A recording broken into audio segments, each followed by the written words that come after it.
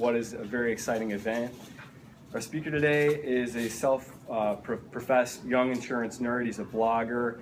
He's the voice of the millennial generation in the insurance industry, and he really helps have the insurance industry understand how to engage the large demographic that will soon make up over 50% of the workforce. Tony was born and raised in Costa Rica and moved to the U.S. in 2002 after receiving his BS in Management Information Systems and MBA both from Iowa State University, and he's been in the insurance industry since 2009. During that time, Tony has completed his CPCU, AU, AIC, ARM, ARE, ASLI, API, AIS, and AINS designations, along with his Toastmasters Competent Communicator and Advanced Bronze Communicator Public Speaking designations. Wow. I could go on for quite some time, but I will mention one of my favorite things about Tony, and that's that in 2013, he was named by Property Casualty Magazine for being one of the top young agents of that year, even though he's never been an agent. And that was right along the time that I started following him. Of course, his prolific work on LinkedIn with all of his blogging and his excellent work with Carly on insurancenerds.com, or it's insnerds.com. Without further ado, I present for you Mr. Tony Kynes. Okay, well, first of all, thank you everybody for coming. I was going to take off the sunglasses and go with my normal glasses, but there's enough light in the room, so I'll just go ahead and have fun with it. This is maybe the fourth, fifth time that I present this particular presentation, and I'm going to be back and forth between here and the computer. And also, it's very interactive, okay? So I know you're all very polite and you've put your phone away. Take it back out, because there'll be interaction, and you'll need your phone for it, okay? So in order to show you how the interaction works, we're going to start with a quick survey. So just one time, in order to participate, just one time, you need to text my name, Antonio Canas, 551 to 22333. Okay, just do that right now. If you're a baby boomer, look for the millennial next to you, and they'll be happy to help you out if needed. I'm on it. If needed, good. So once you text that, you'll be able to participate in the rest of the service just by texting the code. Okay. So the first question is, what do you think of my outfit today? Okay. So if you think it's awful, go ahead and text awful to that number. If you think it's a little out there, text weird. If you care about what I want to say, not about my outfit, then text ideas. And if you love it, text love. So go ahead and do that now, and we'll see the result update live. Hopefully. Send the text. Dig it out. Okay, somebody figured it out? Yes. And it's okay, you won't break my heart.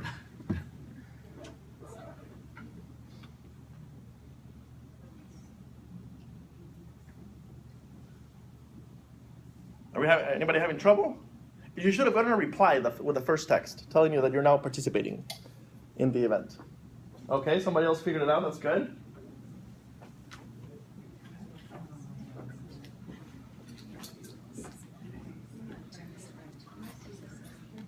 And by the way, in my day-to-day job, I don't actually dress like this.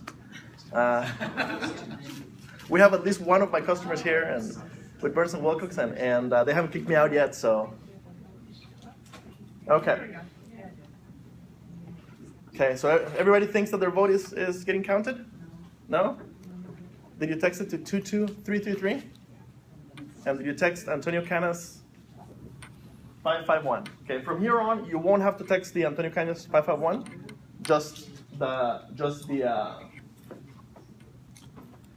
code. Okay. So hopefully you've got an idea of how it works. Okay.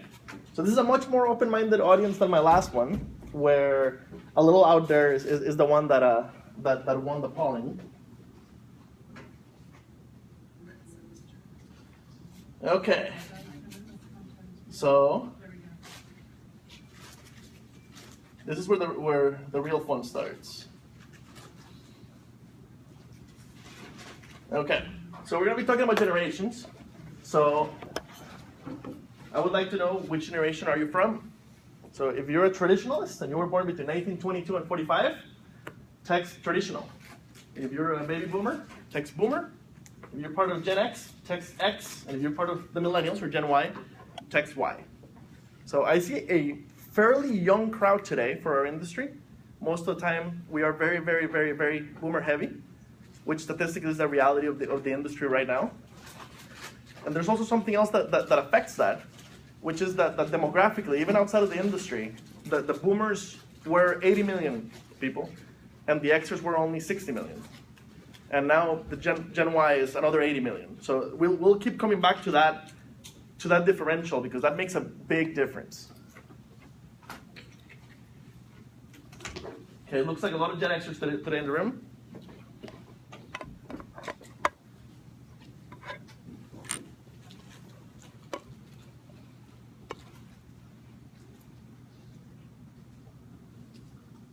Is it open?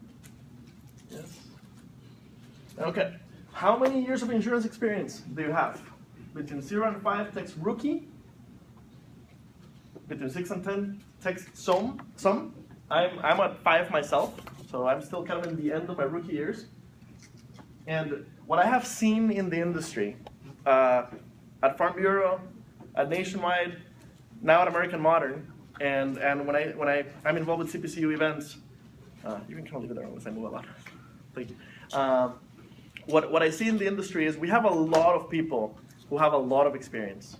A lot of experience. Yes, ma'am. Lauren.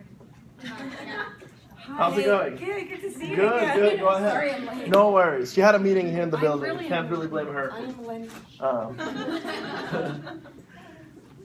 So currently in the industry, we have a lot of people that have been around for a very long time, and a lot of them have been around for a very long time in the same company, which is really amazing. We're really lucky to have that, and we're very unlikely to see that with this generation that's coming in. Very, very unlikely. So our goal, what we're trying to achieve here, is to get them to get my generation to stay in the industry, which right now they're not. Getting them to stay at the same company for the whole time is probably not going to happen because they just come from a different world, and we'll talk a lot about why they come from such a different world.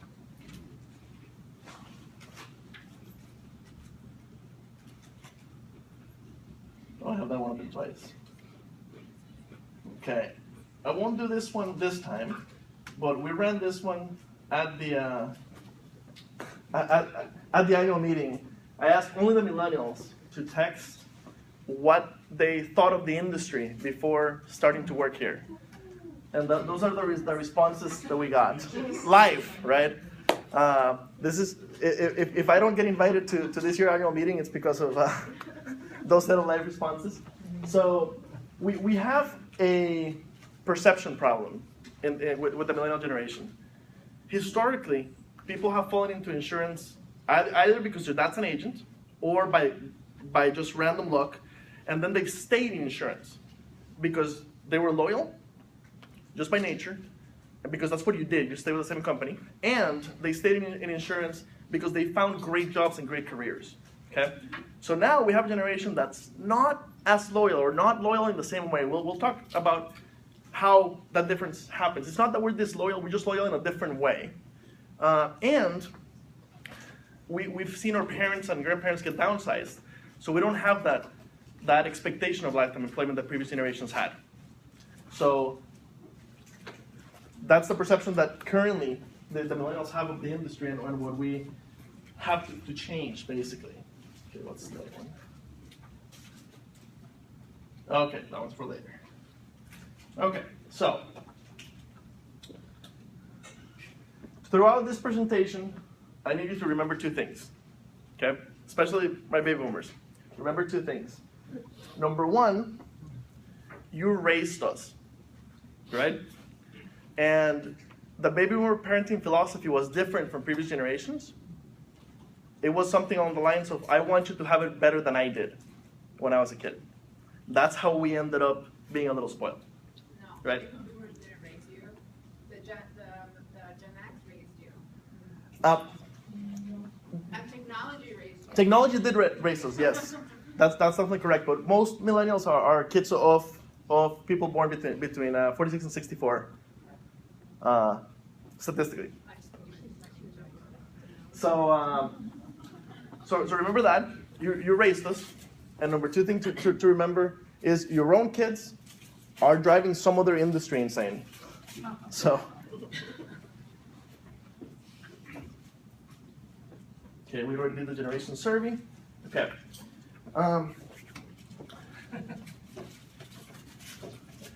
I've got a story. So think about, has there ever been a time where you need to communicate with your employee who's a millennial, and you talk to them, and at the end of the conversation, it's clear that they have no idea what you were trying to communicate.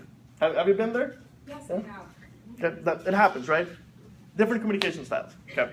So the boomer, who's the boss right now, talks to the millennial. The millennial clearly has no idea what's going on. They didn't get it. So the natural thing to do, the boomer grabs a piece of paper and writes him a note, leaves him on his desk, in cursive, which most of us can't read. Okay? I'm lucky enough to read cursive. Kids a little bit younger than me, we were never taught cursive. Okay? And so the millennial, what's this, right? Takes it to somebody in the middle, to a Gen Xer, gets it translated, and of course he wants to get back to his boss because he's responsible and wants to get back to his boss, and so he texts him, which he probably won't see. So it's a matter of communication styles, and we just have to get used to different communication styles. And once we get past that, so I really want to talk about how we came to be this way, how we grew up in different worlds. Okay, if you're a boomer, chances are, when you were born, you were carried home in the arms of one of your parents, sitting on the front seat of a vehicle, and that car probably had seat belts, but it probably had a metal dashboard, right? No? No seat belts. Okay. It wasn't. Okay. And if your parents really loved you, if they really loved you, then they cracked open the window a little while they smoked. And we grew up in a completely different world with padded corners, with baby seats and child seats all the way until you're like 10 nowadays. Whole different world that we grew up in. For boomers, when you turned 18, chances are your parents, something like this happened, they met you at the door, and they said something like, Jake, we really love you. We're so proud of you, but you're 18 now, so get another job, join the military, go to college, get married, get out of here. And it's not that they didn't love you. It's just the way things were done. And the last time I presented this, somebody raised their hand and said that when he turned 18, his parents gave him a set of luggage.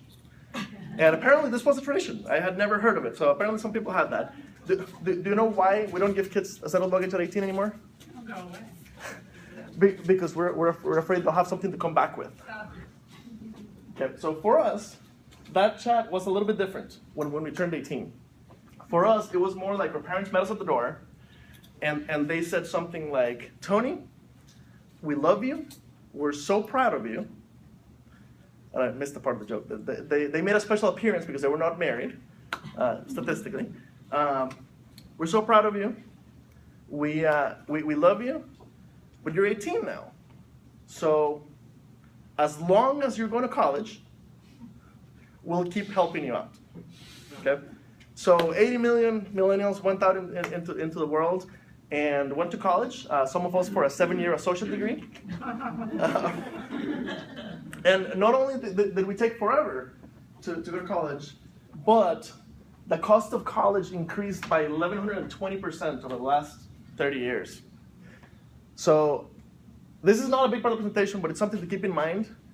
This is not only the most educated generation ever, it's also the most in-debt generation for that education.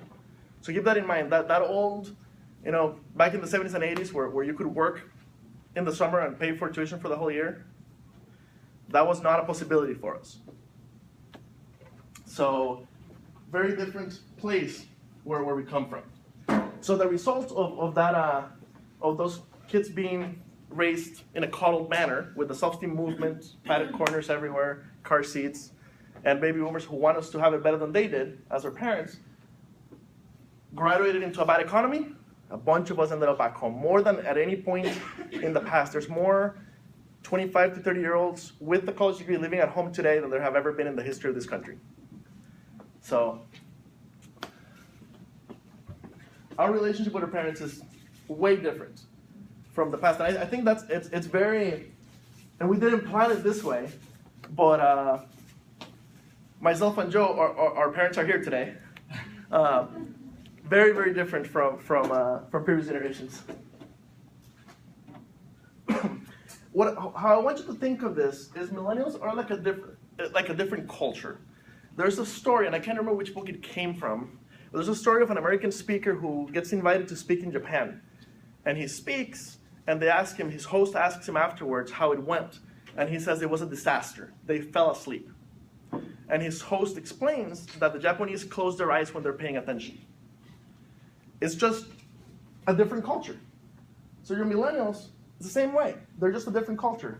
The millennial who's staring at his phone during the meeting, whether this meeting or another meeting, he might be texting, he might be on Facebook. He might also be taking notes. He might also be putting something on his calendar. We just have to be aware that they're just working in a different way.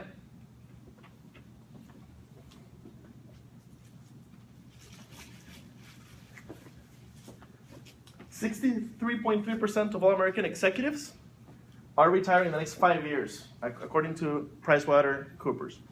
This number came out this last September, and basically what's happened is the baby boomer generation has delayed their retirement, and now that the stock market's back, their 401k is back for a lot of them, now they're ready and they're retiring in mass. And in our industry, there are about 2/3 of us.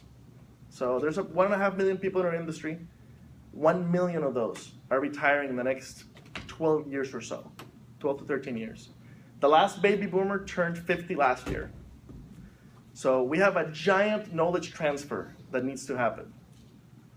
And we need you to be part of that. The main reason that you are here today, for my baby boomers, is so we can let you know that you can't retire. Because the industry is not ready to lose you. And later on, I'll tell you the things that you can do, and we'll give you back your right to retire. But for now, we are not ready to lose you as an industry, because you're a huge part of the industry, and that knowledge hasn't really transferred down. Our CPCU society, it reflects the industry. The average CPCU is 54. That also happens to be the average age of an insurance professional in the States. The average insurance agent is a little older. So the problem is big. And of course, with a mature industry, it's hard to convince the kids graduating from college today that this is a fun place to work at. This is a cool place, and that this is something that they should want to do. Especially hard here, where we're competing with the likes of Google, Facebook, the rest of the Silicon Valley. The picture is the board of directors of the National CPCU Society. As you can see, it's a very diverse group. They're wearing different colored ties. Some of them have more hair. If I don't get invited for the annual meeting next year, it's probably because of this photo. I'm not saying this is bad. This is the history of our industry. This is where we came from. I'm not saying it's bad. What I'm saying is it looks bad. And it makes people that don't look like that feel like we don't belong here. So just something to think about. By 2020, 50%, this number should terrify you. 50% of our workforce in the States will be millennials. That's only 5 years away now. 50%. In this industry, it'll probably be a little higher because we are so overrepresented in baby boomers right now. So I would expect that we'll probably have 60% millennials by 2020. So we need to figure out how to make them stay, how to make them grow here. It's urgent. Have you ever found yourself thinking or saying something like this? They have to pay their dues. And really, we can't blame you. It's a very natural thought. It's a very natural thought. And it's not that we don't want to pay our dues. There's two things. We don't know how to pay our dues, and we'll talk a little bit about why we don't know. And number two, if you're going to take one thing from today, I want you to remember that the entry-level insurance job today is very, very, very different from what it was 20 or 30 years ago. And we'll talk about that. So remember, we do want to pay our dues. We need your help to figure out how, and we need your understanding that the jobs that we start at are very different. Okay?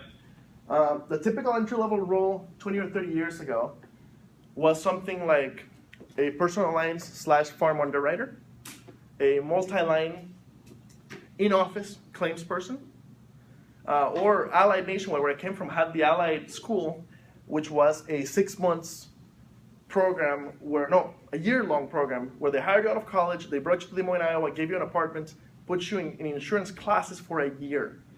During 6 months of that, you didn't even know if you would go into underwriting or claims or what. And then the last 6 months, they would put you into training for your specific role. Those programs have pretty much disappeared now. And those jobs, those entry-level jobs, have been replaced. And where most of our generation started in this industry looks a lot more like this.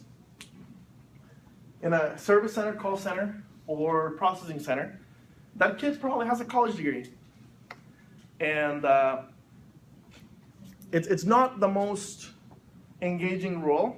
The worst part of those roles is that there's no visibility up to see the awesome industry that is here if you do grow out of those roles. And I think the problem is a lot smaller here because we don't have big service centers. It's too expensive here in the city. In the Midwest, places like Iowa, Texas, Gainesville, Florida, giant call centers from different carriers. It's a much bigger problem. But either way, just remember that yeah, you shined in your first couple of jobs, but they were probably a lot more meaty, a lot more, they probably gave you a lot more space to shine than the current jobs that our generation starts at. And also you probably had a lot better visibility above you as to how you could grow in the industry.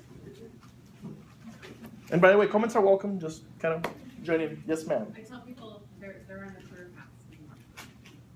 Well, It's up to you to admit your own. it really is. I think we have to help them with examples. And real life examples are even better. You should all be on LinkedIn. Update your LinkedIn. Show your entire career path on LinkedIn. Because what we do by nature, when we have somebody in the company or in the industry that we admire, we'll look at your LinkedIn and we'll try to figure out how you got there. And if it only shows your vice president job, then we have no idea how you got there. So help us visualize it. Help us see examples of those career paths. Okay, are millennials loyal when it comes to work? Big national survey was done, not in the industry, in the overall economy, and the answers came back, and I'll show them in a second. But I want to see if anybody has any guesses. So first we asked millennials. And millennials said, 82% of millennials said that they are loyal when it comes to their jobs. And then the HR professionals, any guesses? What did HR say? What percentage of millennials are loyal to their jobs? What's that? 60? 25? We have some optimists in the crowd today. That's good. I like that. I'm an optimist too. So the survey came back, and HR professionals said that 1% of millennials are loyal.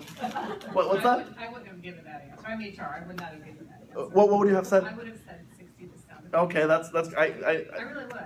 good. That makes me feel good. Okay, so why do we have this giant disconnect between what the company sees and what the employee sees? By the way, Joe was saying 5% on the back, so he was very close. Okay, so the reason that we have this giant disconnect is because we have different definitions of loyalty. For a boomer, loyalty means I stayed. I stayed in the industry, I stayed in the company for 20, 30 years. I did my entire career here. For a millennial, the definition of loyalty is I worked really hard while I was there, regardless of how long I was there. And because of those two different definitions, we have things like a millennial who comes in, works 10 months, leaves, and then calls for a reference. And I've seen some heads nodding there. And then, of course, the baby boomer boss is like, what? I'm not going to give you a reference. I barely finished training you, right? The first time I gave this presentation, a VP at Nationwide Underwriting said, oh, no, we need one more stat before that one. I'm getting ahead of myself. Okay. So the big thing we're trying to figure out here is if the boomers are retiring, Gen X is a lot smaller of a generation just demographically. Where will our leaders come from? Okay. So millennials are entering the workforce with more education, less work experience. So the first one is well known. Most people know that we've done a lot of schooling, right? What people don't realize is that we also have a lot less work experience. Because number one, we grew up in the 90s when the economy was kicking and our parents were doing well and we didn't really need to work. And number two, we were told that in order to get into the best schools, you need a ton of extracurricular activities. So we spent our time during high school doing extracurriculars, playing with the soccer team, the basketball team, cheerleading, everything else, trying to get that resume ready for the best colleges, and we didn't work during that time. And we have much less life experience. So what I mean by that is, when the baby boomers graduated from college, a lot of them had been in the military, a lot of them were already married at 22 or 23, and a lot of them had started working at 13 or 14. So by the time they got to their first real professional job at 23 or 22, 23, they had several years of work experience. And they were in a different place. The average millennial today is graduating at 23, he's not married, he doesn't have kids, a lot of them don't own cars, no work experience. That kid that's coming in at 22, this might be his very first job ever, even though he has a college degree with a couple majors. So keep that in mind because we need to help them bridge that gap. Okay. So according to the survey, at what age do you think that you are an adult? And I do have a survey for this one. So help me out here. At what age do you think that a person becomes an adult? Text A if 18, B if 21, C if 25, and D if 30.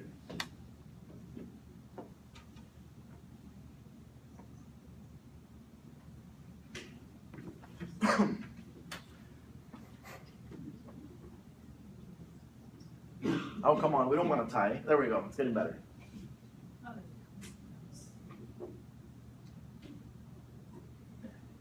Okay, anybody wants to wait a little more because they're still working on voting? Oh, we have no idea when people become adults.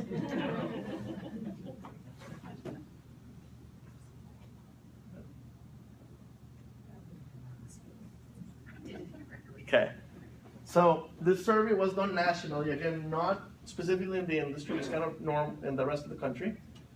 At what age do you think you are an adult?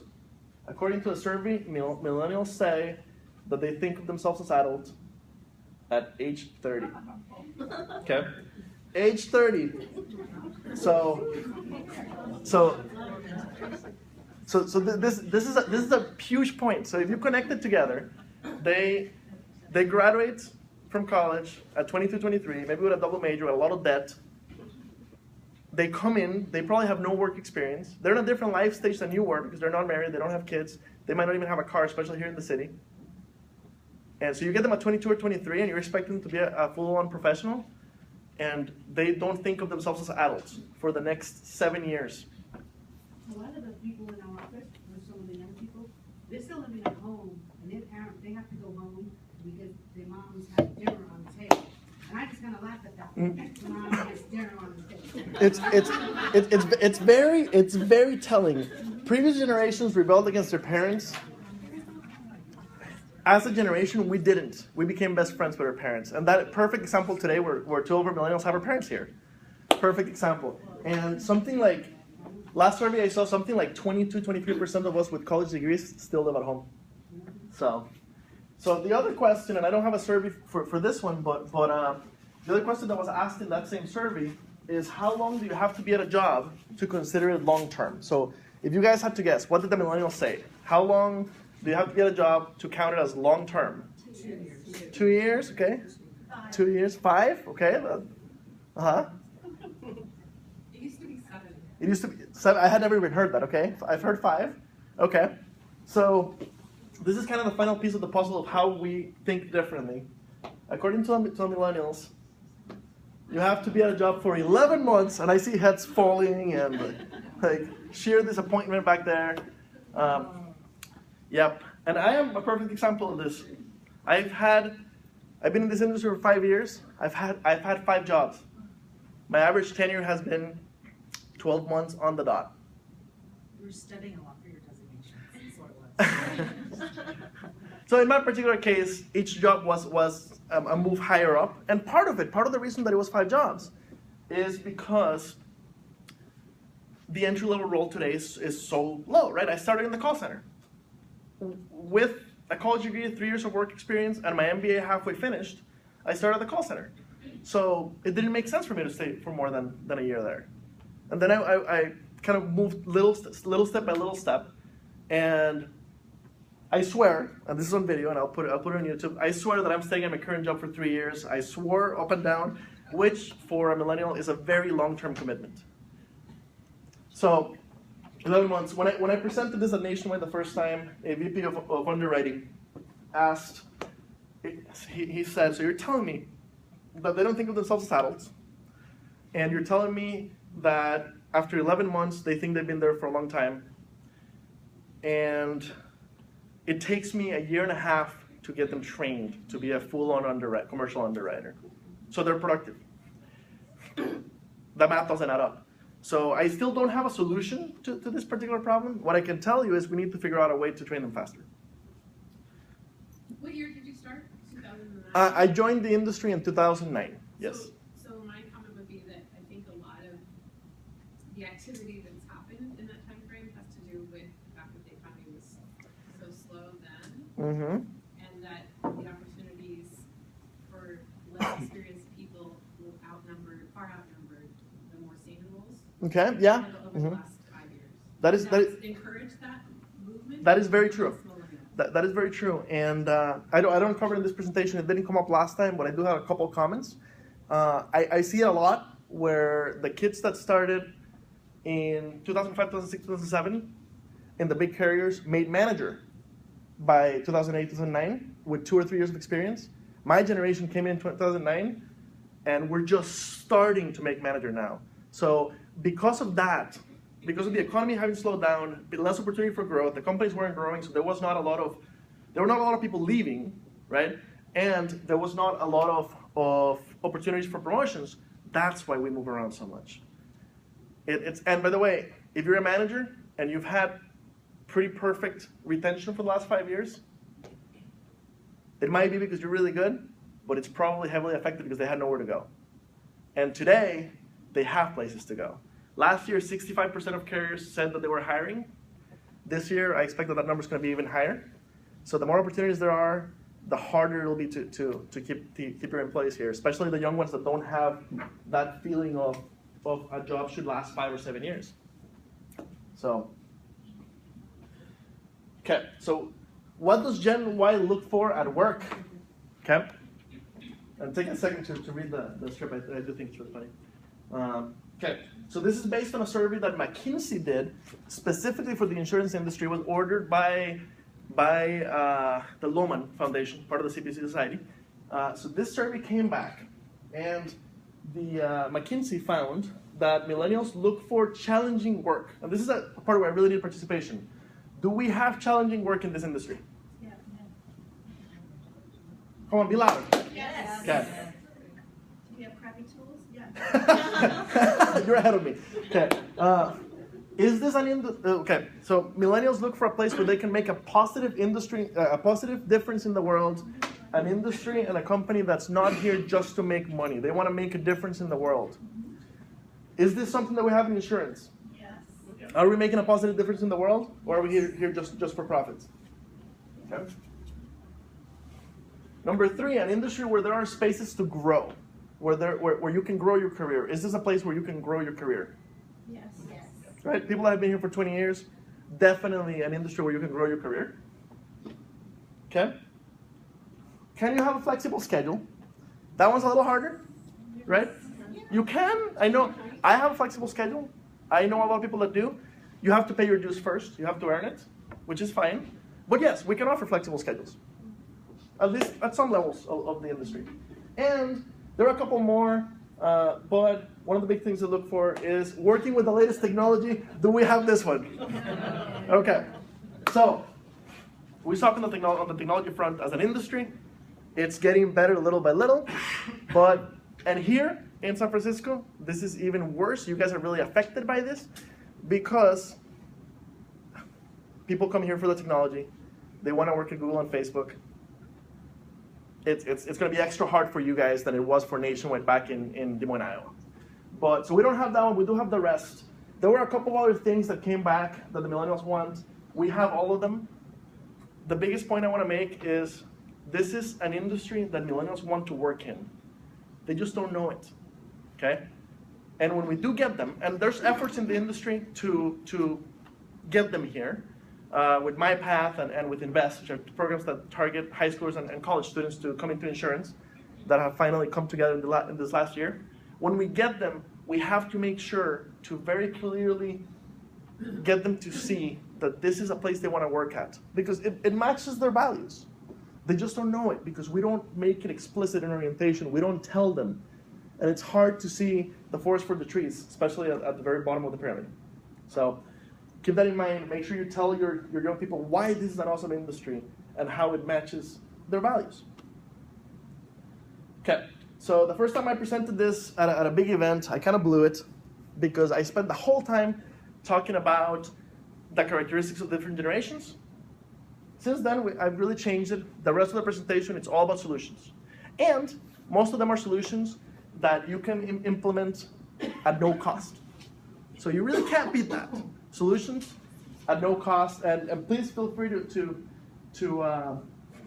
participate in this part. The first day is crucial.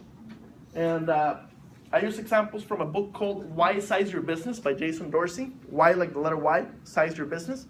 Fantastic book. In fact, what I said in the annual meeting is we should have Jason speak at the annual meeting. I'd be happy to give up my spot for him. The difference between him and me is that I work in the industry and I don't charge $25,000 a speech. But he's kind of at the forefront of this. The book is fantastic. The first half of the book will tell you why you should adapt your business for the millennials. The second half will give you low-cost solutions to adapt. But first he makes the case. Starts with, I understand that why you don't want to, but here's why it makes business sense to adapt a little bit. Okay, so the first day of work is crucial. The first day today at most carriers looks something like this. You show up with a big class and you fill out HR paperwork. They tell you not to harass people and explain the vacation policy and the benefits. And then they hand you off to your department. And it's not very engaging. And the thing is with millennials, short attention spans, if you don't get them on day one, they might not come back. And I haven't heard any stories in our industry where that's happened, but it's documented in other industries. It's called the bathroom trip to nowhere, where they ask for the bathroom and they never come back to orientation. And you're gonna see that more and more as the economy gets better and they have more options. Okay, so how the first day should look like, what it should look like, is they come in the first day and you tell them, we are so excited to have you. You are going to have a great future here. This is why. This industry, we're retiring and we need somebody who's good to learn this stuff, and the sky's the limit. And you're helping people with what you do here. You're gonna help us improve this industry and make it better and make it last into the future. This industry is so important to the economy. If we weren't here, you couldn't do a lot of what we do, like build stuff. We couldn't do it without insurance, right? So we need to do that on the first day. Number two, their computer needs to be ready. In a lot of places that takes weeks. At Nationwide, where I came from, 3 weeks, because you can't put the order in until their first day. So their computer should be ready, and you should have your business cards ready. Okay, this is a big one. Business cards ready, okay? And you should welcome them and say, here are your business cards. What this means is that you are now part of the family. You're now part of the Liberty Mutual family or the Marsh family or the Nationwide family. You're now part of the family. Everything you do represents us. We represent you. And we are so excited to have you here. So the cards, a lot of jobs nowadays don't have business cards. A lot of the entry-level roles don't, processing stuff like that doesn't have business cards. The business cards prove to the millennial that he spent 4, 5, 6, 7 years in college, $40,000, $50,000 in debt for a career, not for a dead-end job. The cards cost you 17 bucks. So it's very cheap, and it makes a huge difference. They might never, especially if they don't have a customer-facing role, they might never give one out to anyone, but they'll give one out. Who are they going to give it to? That's right, that's right. Yes, ma'am. My colleague and I attended your speech in Anaheim, and we had a new hire who started in May, and her technology was ready and all of that. But then we immediately got her business cards, and she said, "Oh boy, now I can enter every drawing in all the bars I go to." So she's pretty jazzed. It worked, right? It worked. Tell her that story because we're going to meet her. It got her excited. She was a little too honest there. She's very excited. Yeah, but she was excited, and that's good. Exactly. We're gonna give one of them out to our mom, and for something like 25% of us, it'll be when she picks us up after work. So this is where I was gonna make the joke about my mom actually being here for the speech, but I had already said that.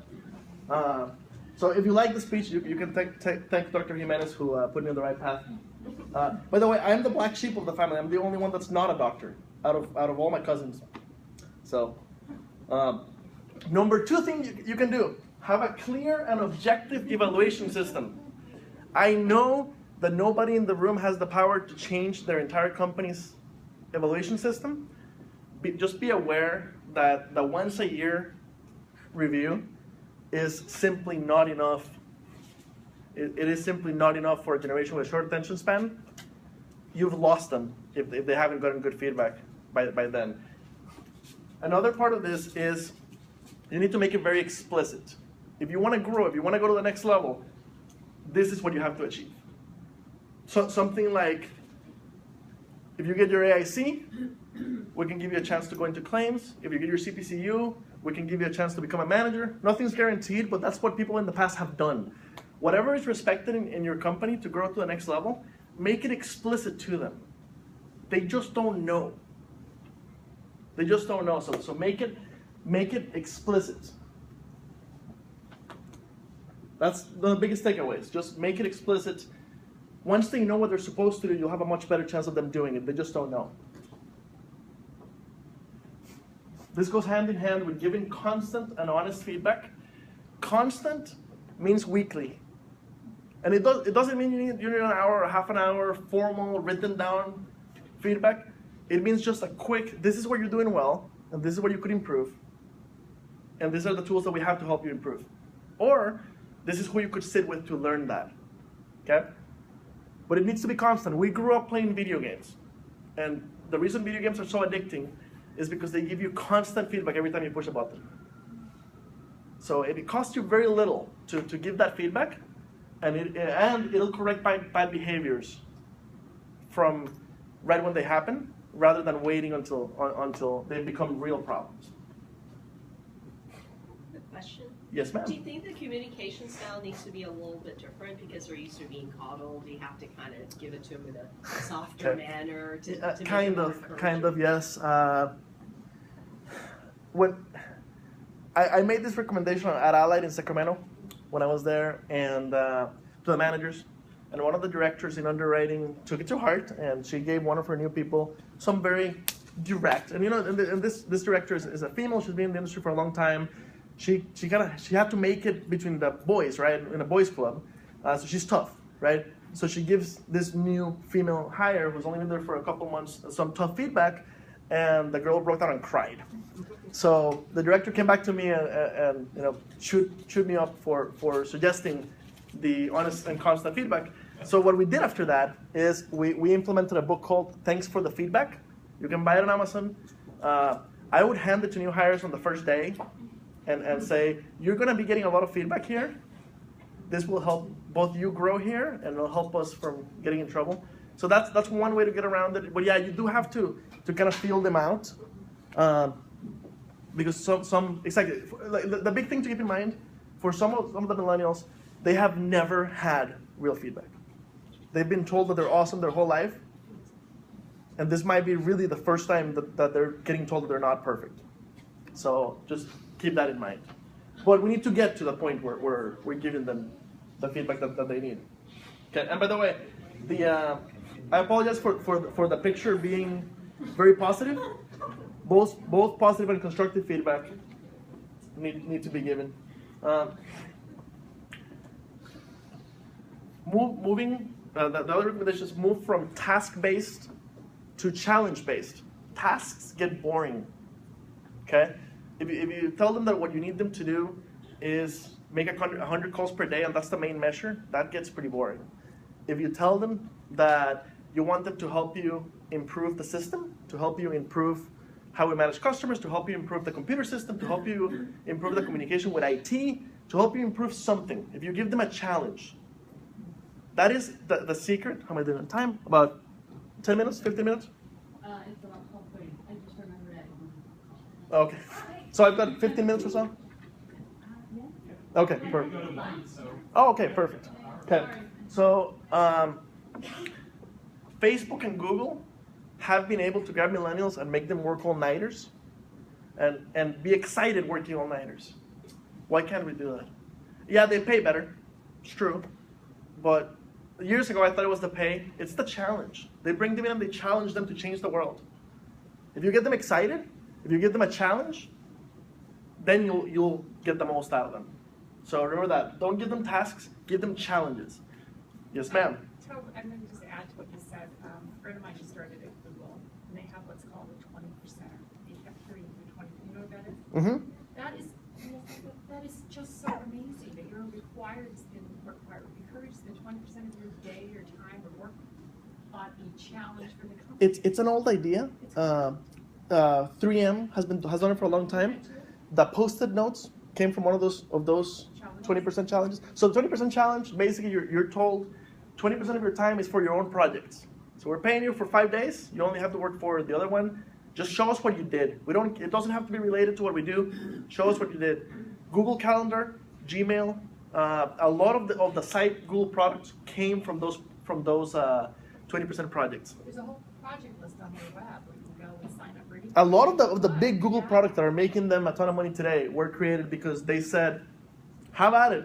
Use whatever you need. So lean. I can't Yeah. imagine. I mean, we're just such a lean industry. So Whoever, okay, we're a very entrepreneurial. We're a very entrepreneurial generation. What I mean by that is if you look at our Facebooks, 30% of millennials list owner or CEO of whatever small little company as one of their jobs. We're very entrepreneurial. Our heroes as a generation are entrepreneurs, like Mark Zuckerberg. So we need to find a way to release that entrepreneurial spirit inside the companies. And there's a lot of innovation that can be done in insurance. I think we can all kind of agree on that. And they'll need to be guided, right? They'll come up with a lot of crazy ideas that are probably not possible. But if we can release that energy, whatever big carrier can figure out how to release that energy will be the one coming up with the new stuff that will carry the industry into the future. So, and at this point, I haven't seen it yet, but thank you for that. Yes. Just a comment on that. I think it's important too, as you're setting challenges, that challenges. So much of our industry tends to be long term, right? You don't know if you've been successful in, for example, workers' compensation for years. So as we as leaders within the industry, as we set the challenges, how do we make them achievable and realizable in the short term, so that there are those wins? It's a very good point. Yeah, no, and a very good point. And that reminds me, if your levels at the company are set in such a way that you come in as an associate underwriter and you spend 2-3 years there before moving to the next level, that's way too long. You're much better off cutting it into associate underwriter 1, 2, and 3, and allowing quick movement, even if it means a very little raise, that title change helps a lot in keeping them around. At Nationwide, they did that in one of the call centers and not in the others, and that call center has a lot better retention of their millennials because we feel like we're advancing, even though it's just the same levels have just been split into smaller parts. It's psychologically, it's big. Okay, big one, ask for their opinion. We grew up with our parents, our coaches, or teachers asking for our opinion. It doesn't mean that you have to do what we say. It just means that we have to feel heard. It's that simple. I mean, we grew up with parents who kept us involved in decisions. Myself, my parents are divorced. When my mom bought her first house, I was about 10 years old. I had a big say in where we lived. So I'm used to my opinion getting heard, even if not always followed. So and most of us don't feel heard at work. It's just a matter of asking. You don't have to do it. It's just a matter of asking and keep taking it into account. You might get some crazy great ideas. Okay. This one is huge, huge. We need to transfer that knowledge to the next generation because so many of us are retiring. The best way to do that is to become a mentor. The top companies, according to the surveys, the top companies that millennials want to work at, the one thing they have in common, all 30 top companies, the one thing they have in common is a formal mentoring program. Some of them pay very little, like Teach for America, but they have a formal mentoring program.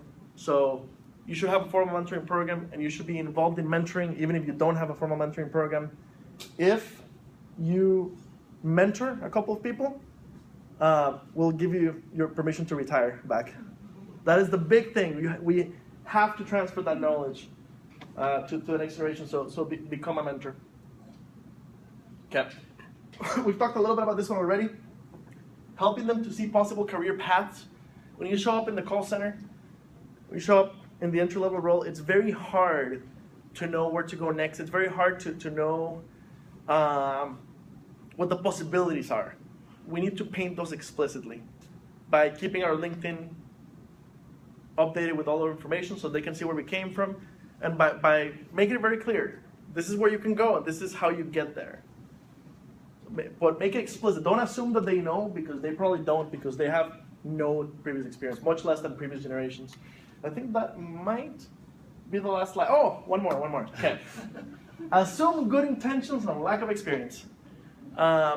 There's a story in that Jason Dorsey book. A small business owner is hiring, and he comes out to interview. He comes out to the lobby to pick up the person he's going to interview, and this millennial is dressed like I am today. Not exactly the most professional way. He's late. His shirt isn't tucked in. He's not shaved. He's chewing gum. So the boomer says, "It's clear that you don't want this job. So why don't we just go ahead and call it quits?" And the kid says, "Oh, I really, really want this job. I took 3 buses to get here. I really want the job." So the boomer says, "Okay, I'll tell you what. Come back tomorrow at 8 sharp, dressed in a suit, shaved, not eating gum, shake my hand properly, look me in the eye, have a good resume, and I promise I'll hire you." So next day, it happened. He came in on time, properly dressed, got hired, became a good employee. It's supposedly a true story. He gives a little more detail as to where it happened and how. The point is, we just don't know. We just don't have the experience. But if you make it explicit, if you tell us what we're supposed to do, we'll probably do it. McKinsey, one of the world's most best-known consulting companies, it's harder to get in than Harvard. And McKinsey has a website that tells you how to dress for the interview, tells you what type of questions they'll ask, gives you examples of good answers, because they figured out that the best people and the smartest people might not have had the right experience, and they don't want to miss out on those great people that just haven't had the right experience. So the whole sink or swim thing, you might miss some of your best people. Finally, tell them about CPCU. And this is not because this is a CPCU society meeting. This is because I love CPCU. It's done amazing things for my career. It's the reason I'm here, and the reason I've had every job I've had in the industry after my first one. The big thing is, if they get CPCU, they probably won't leave. Why? because they are more valuable in the industry than outside of it. So I don't know, I have no idea why the carriers and the companies in the industry don't spend more time pushing CPCU, because it's like insuring your employees.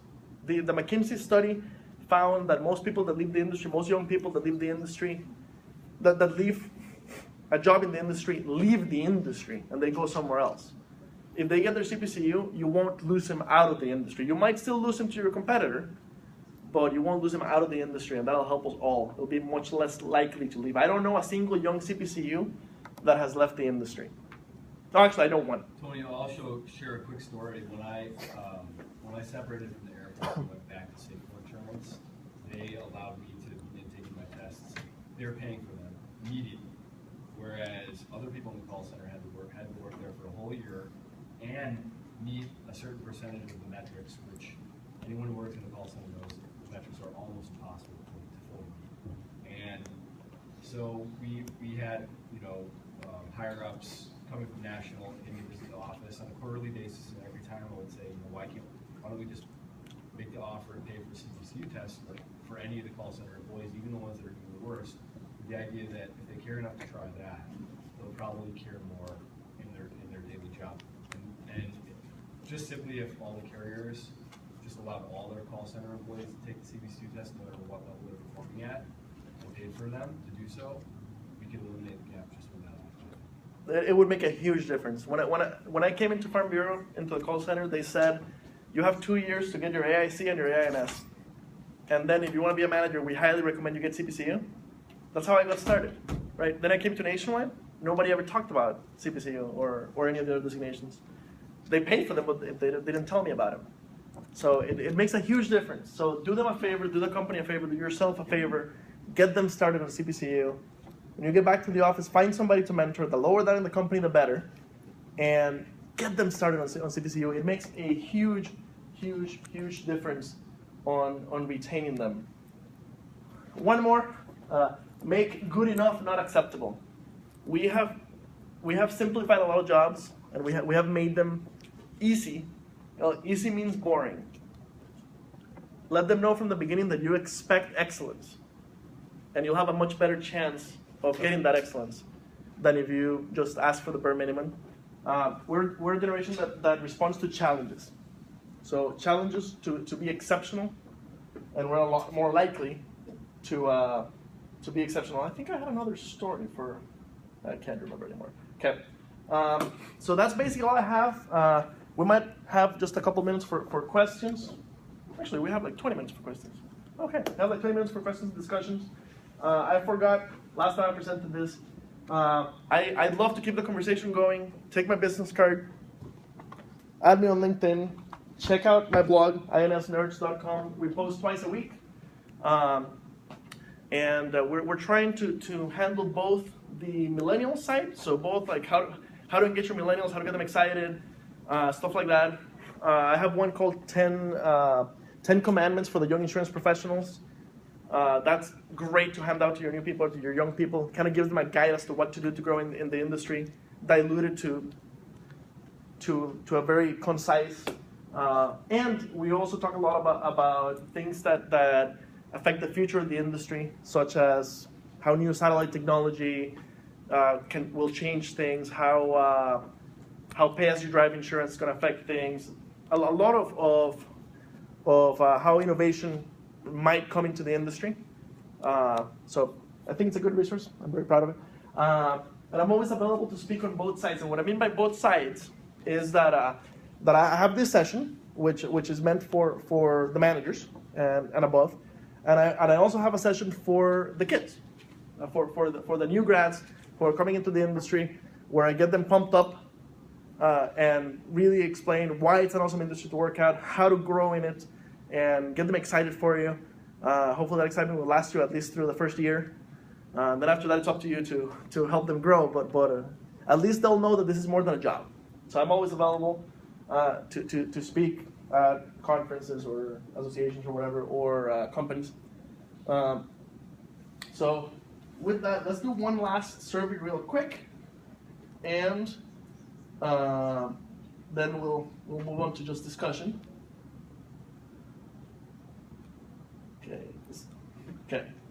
So, what did you think of the presentation? And this is for my own feedback because we are addicted to instant feedback. Is this the constant and honest feedback? What's that? Is this the constant and honest feedback? Exactly. This is constant and honest feedback.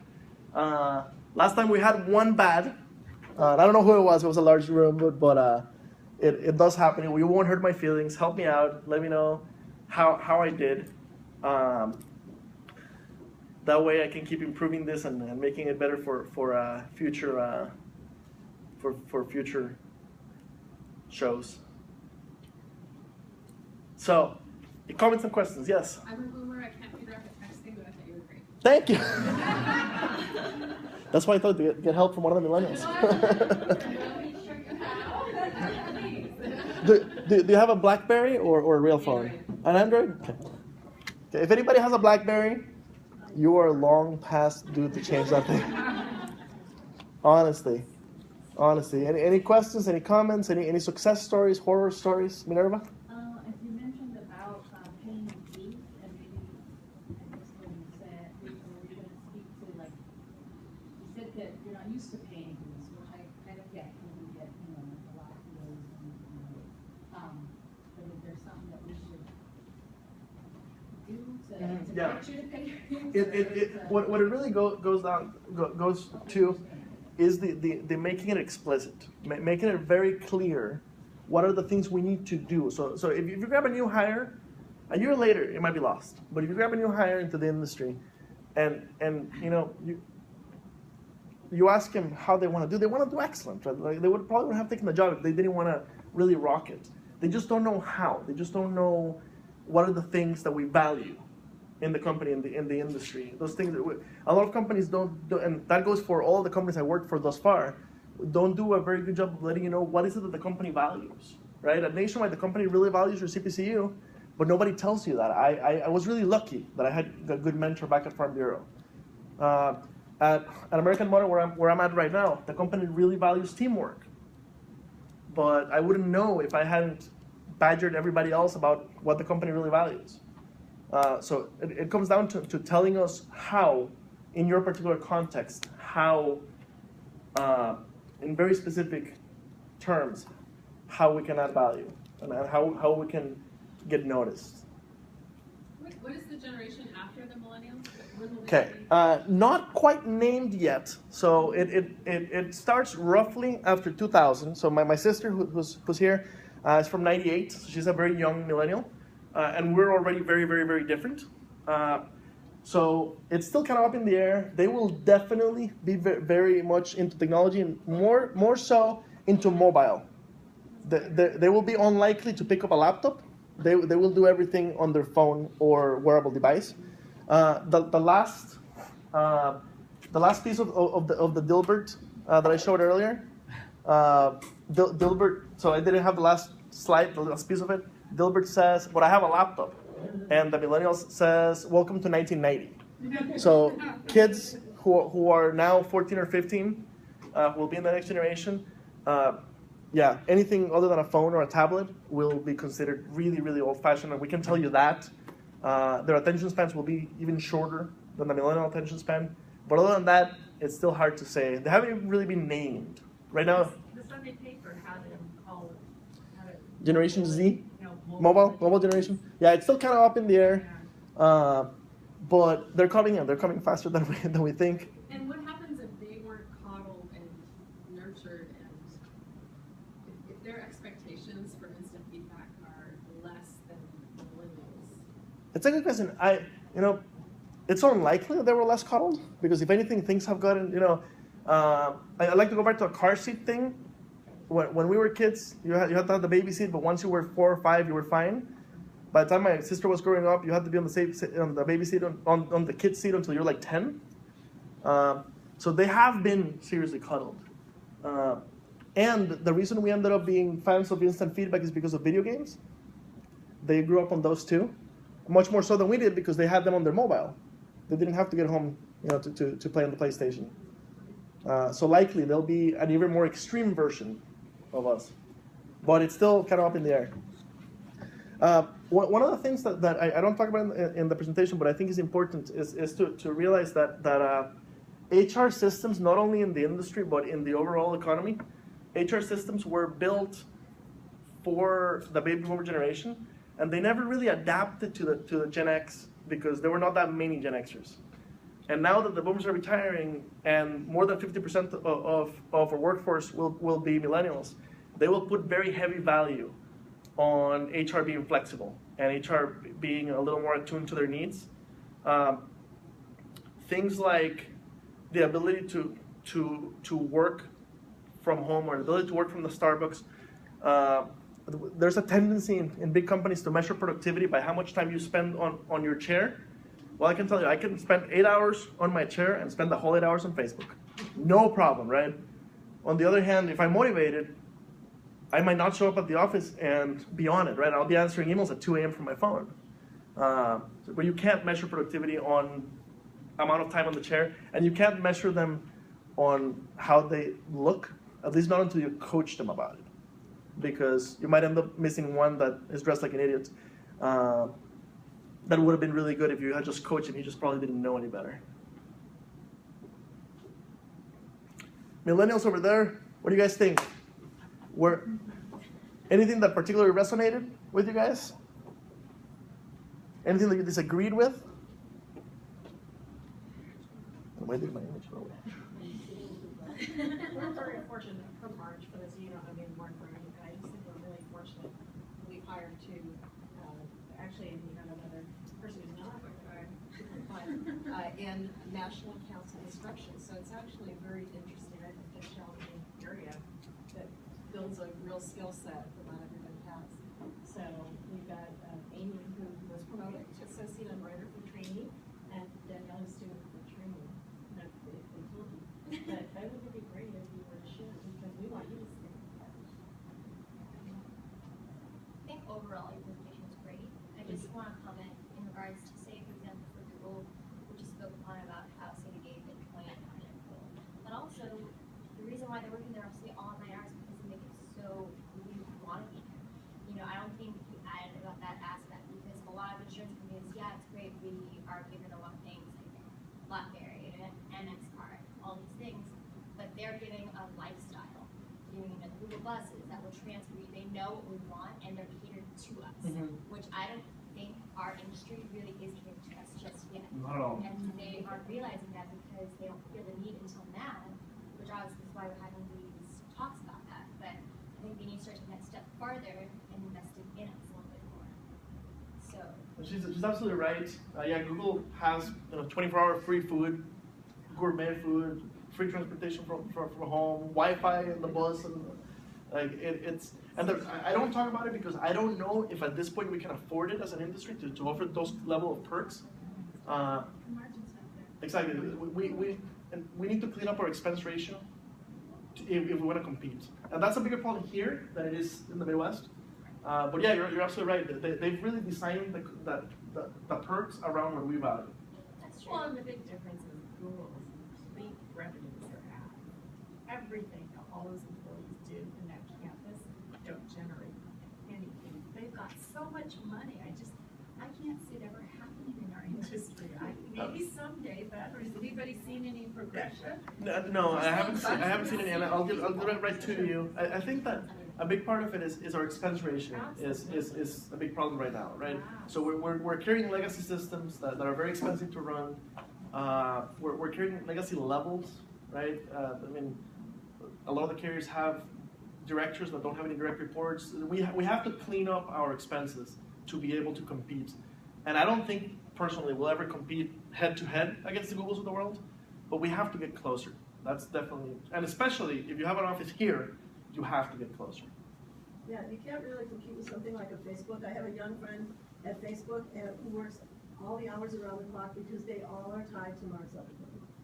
He was on 60 Minutes and they tore him apart, and I was in the living room and she said, our job is to keep these things from happening. Our job is to protect Mark. And I thought, oh my God, they dunked the Kool-Aid. That's all. I'm sorry, that's a boomer reference. But in our industry, I work for an association, so there's no sales, we can't control the revenues that come in. But we stress education. We started it a couple of years ago with our executive director. we had a thing where we handed out we believe in the designations. Some of them have started with the ASLI or now are going into the CPCUs. And they know that it's important, and if they're just doing like a data entry job at some point, or data analysis, at some point they know that if they're trained well enough, they can go and do anything in the industry, and we tell them that. One thing that I think we could copy is the accounting firms and the consulting firms. They have a big focus on, you might not be here forever, but we'll give you the tools and even the alumni network so that you can go wherever you want from here. And I think for some companies that might make a lot of sense. And it sounds like if you're pushing the education and making it clear, even if you're in data entry, you can grow here by doing the following things, you're doing all the right stuff.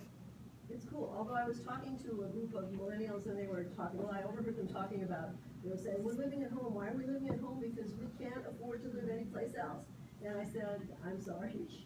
I'm a boomer. The world revolves around us. And they looked at me and they said, yeah, why don't you retire? I mean, we were like, oh, kidding, but it's not true. Yeah. Yeah, no, and here in the city, I've only been here for, 4 or 5 months, but I have no idea how an entry-level professional can survive here. I mean, like this is my girlfriend. She's a fellow CPCU. We both have great jobs, and that's how we can afford to live here. But I have no idea how, entry-level. Are you living in the Bay Area? We live in Berkeley. Oh, okay. Yeah, we have a very nice apartment in Berkeley. But again, we can afford that because we both have kind of mid-level roles. I think in San Francisco it's kind of interesting because I come from Southern California and it's very spread out, everything's different. Here's compact, right? But then you have like the whole techie industry like right outside the university. It almost feels like the whole millennial generation, at least for these like really big urban metropolitan areas, it becomes like their lifestyle living becomes like an extension, like a graduated dorm life. Mm-hmm. Because